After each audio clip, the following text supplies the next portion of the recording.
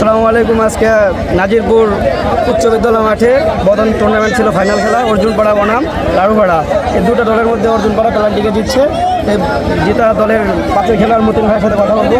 আপনার যার যদি কোনো প্রশ্ন থাকে তাহলে কমেন্টে বলতে পারেন। দেখ আলহামদুলিল্লাহ,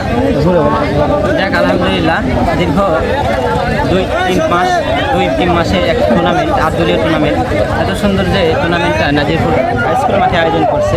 আমি কিন্তু এর আগেও দেখেছি যে টুর্নামেন্টের ভিতর গণ্ডগোল, যেমন হাজরাপাড়া টুর্নামেন্টে গণ্ডগোল, ফাইনাল খেলা আমরা খেলছি, কিন্তু এই ফাইনাল খেলা দুর্নীতি করে আমাদেরকে উঠে দেওয়া হচ্ছে, হারাই দেওয়া হচ্ছে। আমরা এক বদন দিয়ে উঠে আসছিলাম, কিন্তু হাজারপাড়ারা সেই ট্রফিগুলো দুইটাই ট্রফি নিয়ে আসে। ফার্স্ট থেকে দিয়ে আসে, সেকেন্ড ট্রফি নিয়ে আসে। কিন্তু এত সুন্দর এই মাঠের পরিবেশ, দর্শক হাজার দর্শক দেখা যাচ্ছে, তবে খুব ভালো লাগতেছে। ফাইনাল খেলার মতন ফাইনাল খেলা আছে, যে ফাইনালে যে বদন পেনাল্টি, এটা কিন্তু বাগমারাবাসী জানতো না।